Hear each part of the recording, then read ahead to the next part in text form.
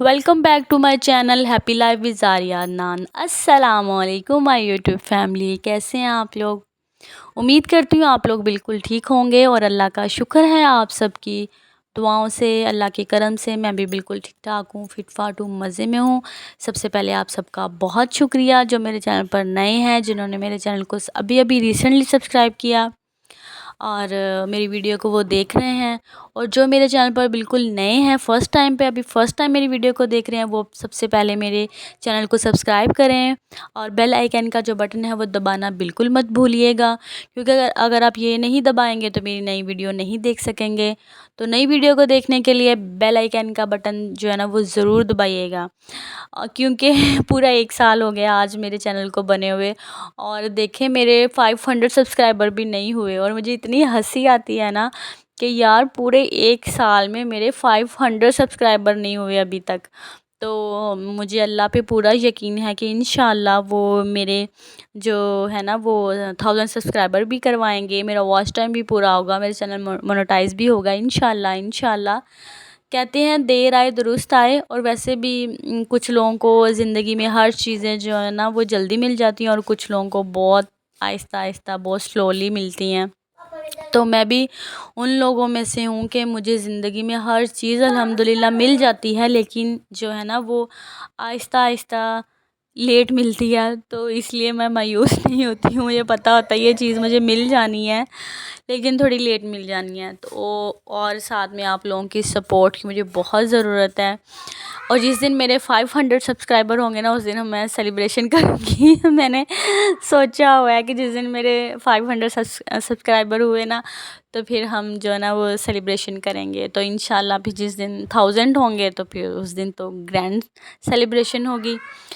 اور جی چلتے اپنے ٹاپک کی طرف، جیسا کہ آپ نے میرا تھمبنیل دیکھ کے اندازہ لگا ہی لیا ہوگا کہ آج میں آپ کے ساتھ کس ٹاپک پہ بات کرنے جا رہی ہوں۔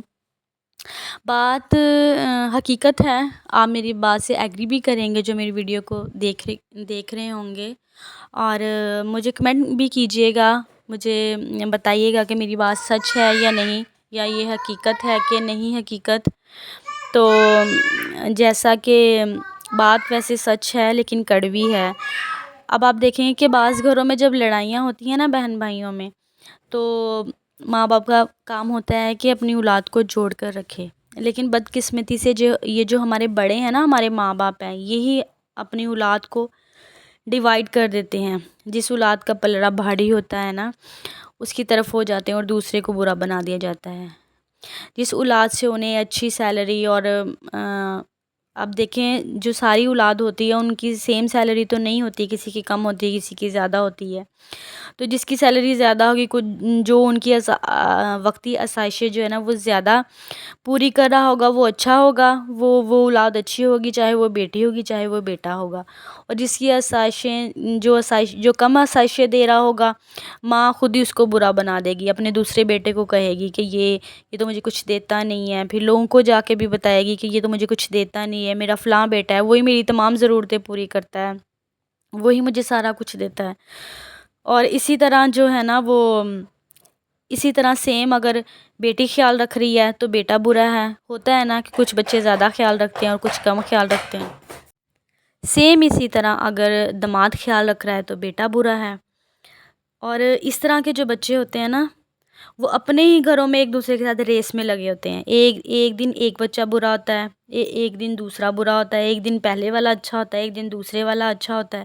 ان کے گھروں میں یہی چل رہا ہوتا ہے، اور یہ چیزیں پھر اتنی ایک ٹائم پہ آ کے اتنی اسٹرانگ ہو جاتی ہیں نا، پھر جب انہی بہن بھائیوں کی شادی ہوتی ہے نا تو وہ ایک دوسرے سے ملنا کیا ایک دوسرے کو دیکھنا بھی پسند نہیں کرتے، گوارا نہیں کرتے کہ وہ ایک دوسرے کو دیکھیں، ایک دوسرے سے بات کریں، کیونکہ ان کے والدین نے خود ہی ان کے دلوں میں اتنی نفرتیں ڈالی ہوتی ہیں نا، اور یہ نفرتیں نسل در نسل چلتی ہیں۔ اور آخر قصوروار کون ہے؟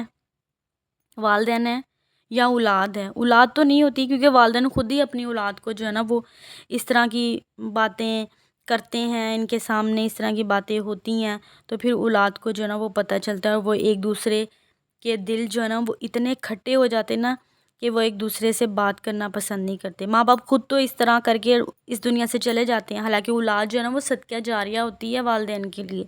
لیکن پھر جو اس طرح کے ماں باپ اس طرح اولاد کو پیچھے چھوڑ کے جاتے ہیں نا، پھر ایک وقت ایسا آتا ہے کہ یہی اولاد اپنے ماں باپ کی میت تک بھی نہیں پہنچتی.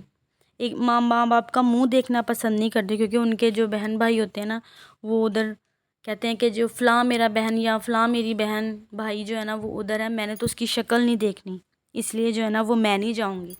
اور یہی جو خونی رشتے ہوتے ہیں نا یہ ایک دوسرے کے دشمن بنے ہوتے ہیں، اور ان کے گھروں میں میدان جنگ چل رہی ہوتی ہیں. اور پھر اس طرح کے جو والدین ہوتے ہیں نا وہ خود ہی لوگوں کے گھروں میں جا کے بتاتے ہیں جی ہمارا تو بیٹا اچھا نہیں ہے، ہماری تو بیٹی اچھی نہیں ہے، میرے تو فلاں بیٹا ایسا ہے، میری تو فلاں بیٹی ایسی ہے. خود ہی پھر اپنے گھروں میں جا کے نا لوگوں کے گھروں میں جا کے پھر اس طرح کی جو ہے نا وہ باتیں کرتی ہیں. اور یہی جو بہن بھائی ہوتے ہیں نا وہ شادی کے بعد ایک دوسرے سے ملتے نہیں ہیں.